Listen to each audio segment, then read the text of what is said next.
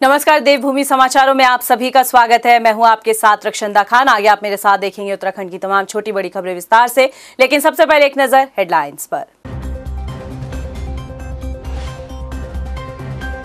प्रदेश भर में दीपों के पर्व दीपावली की धूम धूलों की तरह सजे बाजार और घर, लोग एक दूसरे को दे रहे हैं बधाई।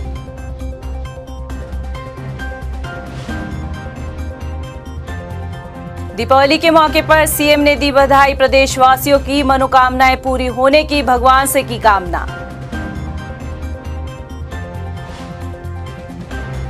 प्रधानमंत्री नरेंद्र मोदी के दौरे से पहले सीएम ने केदारनाथ में व्यवस्थाओं का लिया जायजा। 5 नवंबर को पीएम मोदी केदारनाथ धाम में करेंगे दर्शन, तीर्थ पुरोहितों में भी उत्साह।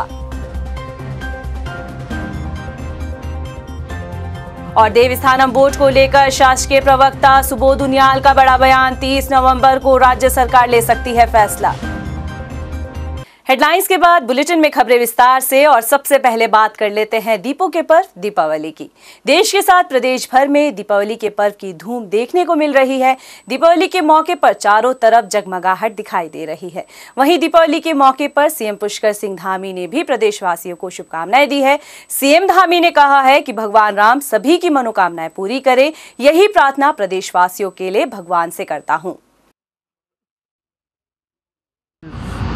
दीपावली का त्यौहार हमारे लिए हमेशा ही ऐतिहासिक रहा है। भगवान राम जब 14 वर्ष के वनवास के बाद अयोध्या उनका आगमन हुआ तो पूरे देशवासी उनकी आगमन की खुशी में जो है पर्व मनाते हैं। मैं इस पर्व पर सभी को अपनी तरफ से शुभकामनाएं देता हूं कि भगवान उनके जीवन में हर प्रकार से सुख समृद्धि शांति, उनकी मनोकामनाएं हर इच्छाएँ पूर्ण करें और हम सब लोग मिलकर प्रदेश के और देश के विकास में अपना योगदान। वहीं दीपावली के त्योहार से पहले प्रदेश के मुख्यमंत्री पुष्कर सिंह धामी ने आंगनबाड़ी कार्यकर्तियों को तोहफा दिया है। प्रदेश सरकार की तरफ से दिए जाने वाले मानदेय में बढ़ोतरी कर दी गई है। आपको बता दें कि सीएम धामी के निर्देश पर आंगनबाड़ी कार्यकर्तियों को 1800 रुपए, मिनी आंगनबाड़ी कर्तियों को मानदेय में 1500 रुपए की बढ़ोतरी की गई है। मंगलवार शाम सीएम पुष्कर सिंह धामी देर शाम मुख्यमंत्री आवास पर कैबिनेट मंत्री रेखा आर्य के नेतृत्व में बड़ी संख्या में आई आंगनबाड़ी कार्यकर्तियों ने मुलाकात की और आंगनबाड़ी कार्यकर्तियों ने सीएम का आभार जताया। दीपावली एक ऐसा त्योहार है जिसे देश ही नहीं बल्कि विदेशों में भी बड़ी धूमधाम के साथ मनाया जाता है, जिसकी चमक चारों तरफ दिखाई पड़ती है। कहते हैं दीपावली पर अमावस्या की सबसे बड़ी काली रात होती है, लेकिन कभी भी इस काली रात का एहसास होता ही नहीं है। चारों तरफ खुशियां, पटाखे, पटाखों की आवाज, रोशनी से जगमगाते दिए, आसमान में पटाखों से निकलती रंग बिरंगी लाइटें मानो इस काली रात के काले साए को हमारी जिंदगी से कहीं दूर ले जाती है। और इसीलिए इस त्योहार को अंधकार पर प्रकाश की जीत का भी एक रूप दर्शाया जाता है। तो चलिए आपको बताते हैं कि अंधकार के पीछे की क्या कहानी है और क्यों दीपावली मनाने का एक परंपरा है, जो एक मान्यता है, वो क्या है।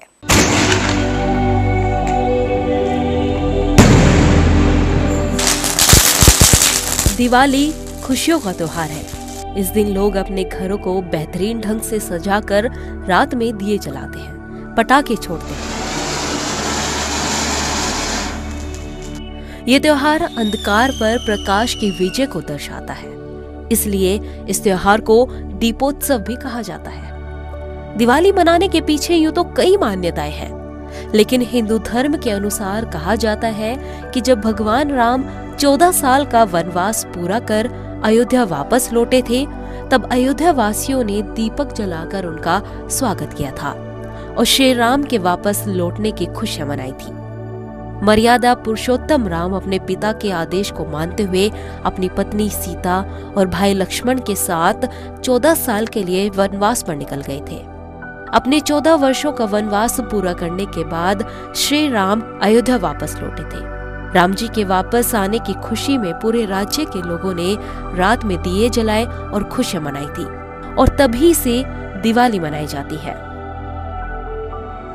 एक मान्यता ये भी है, हिंदू महाग्रंथ महाभारत के अनुसार कौरवों ने शतरंज के खेल में अपना सब कुछ गवा दिया था। यहाँ तक कि शकुनी मामा की चाल की वजह से पांडवों को राज्य छोड़कर 13 साल के वनवास पर भी जाना पड़ा था, और 13 साल का वनवास पूरा करके इसी कार्तिक अमावस्या को पांडव वापस लौटे थे।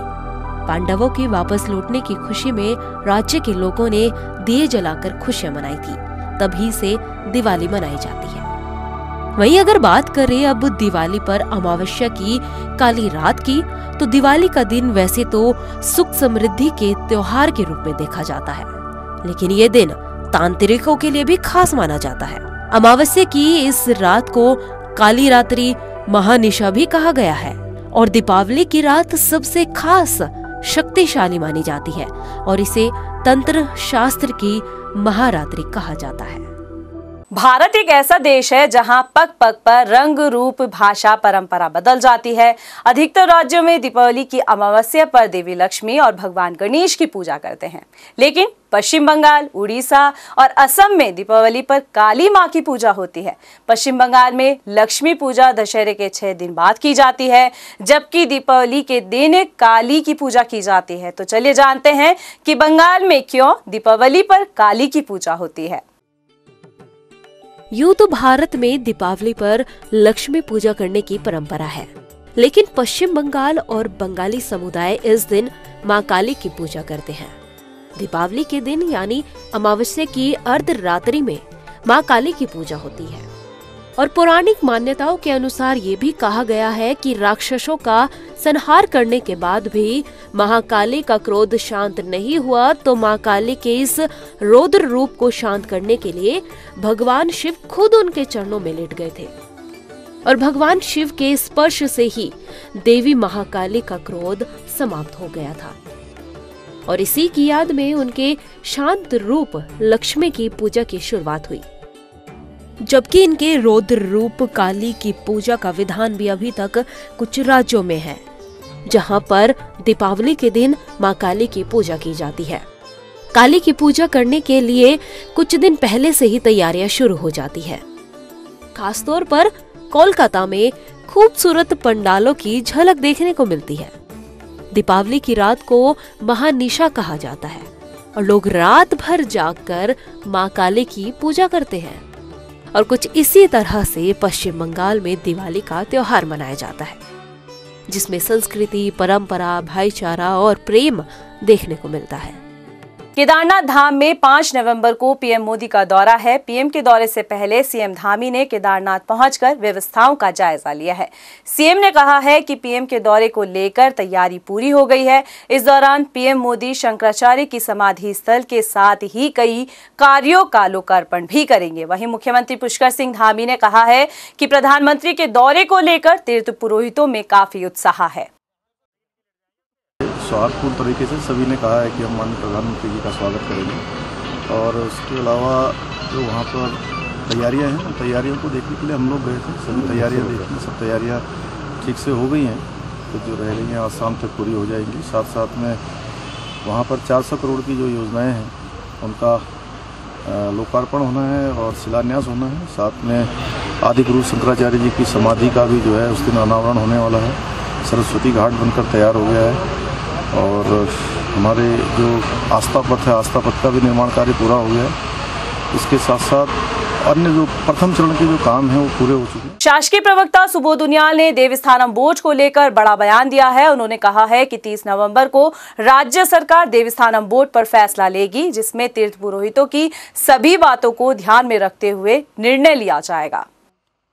तीर्थ पुरोहितों के साथ बहुत ही सौहार्दपूर्ण बातों में बात हुई और उनको ये बिल्कुल सरकार ने आश्वस्त किया है कि सरकार किसी के हितों की विरोधी नहीं है और हर हालत में हम 30 नवंबर से पहले इस समस्या का समाधान ढूंढेंगे। गदरपुर में अंतर्राष्ट्रीय हिंदू परिषद के प्रदेश अध्यक्ष डॉक्टर राजीव कुमार महाजन के नेतृत्व में कार्यकर्ताओं ने गदरपुर देवस्थानम बोर्ड को लेकर विरोध प्रदर्शन किया है। अंतर्राष्ट्रीय हिंदू परिषद की मांग है कि जल्द से जल्द देवस्थानम बोर्ड को भंग किया जाए ताकि तीर्थ पुरोहितों को राहत मिल सके। लगातार विरोध चलता आ रहा है। हिंदूवादी संगठन विरोध कर रहे हैं और इसका नेतृत्व राष्ट्रीय बजरंग दल और अंतर्राष्ट्रीय हिंदू परिषद ने वहाँ के ब्राह्मण समाज के साथ कदम मिलाकर हमने साथ दिया, लेकिन इस सरकार ने अभी तक कोई निर्णय लिया। त्रिवेंद्र सिंह गए, तीरथ सिंह गए, पुष्कर धामी जी आए। अब पुष्कर सिंह धामी जी जैसे ही आए तो उनको जब इसकी गंभीरता का पता लगा तो उन्होंने कहा 30 अक्टूबर तक मैं एक निर्णय ले लूँगा और इस देवस्थानम बोर्ड को भंग कर दूंगा। सितारगंज में कांग्रेस के वरिष्ठ नेता राज्य आंदोलनकारी फकीर सिंह कन्याल ने बताया है कि 9 नवंबर को राज्य स्थापना दिवस पर भूतपूर्व सैनिक और राज्य आंदोलनकारी सम्मान समारोह कार्यक्रम किया जाएगा, जिसमें कांग्रेस पार्टी के प्रदेश अध्यक्ष गणेश गोदियाल और पूर्व मुख्यमंत्री हरीश रावत मुख्य अतिथि के तौर पर कार्यक्रम में शामिल होंगे। भूतपूर्व सैनिक और उत्तराखंड राज्य आंदोलनकारी का सम्मान समारोह होगा, जिसके मुख्य अतिथि माननीय हरीश रावत जी, अध्यक्षता गोविंद सिंह कुंजवाल जी पूर्व हमारे स्पीकर जो रहे हैं वो करेंगे। हमारे दोनों यहाँ पर अध्यक्ष ब्लॉक और नगर अध्यक्ष दोनों हमारे उसका संचालन करेंगे, इनके द्वारा उसको जो संपादित किया जाएगा। मैं चाहता हूँ कि पत्रकार बंधु व क्षेत्रीय जनसंख्या अधिक से अधिक आकर हमारे बीच में उस दिन आने के बाद हमारे उत्तराखंड आंदोलनकारी का सम्मान व भूतपूर्व सैनिकों का सम्मान करेंगे।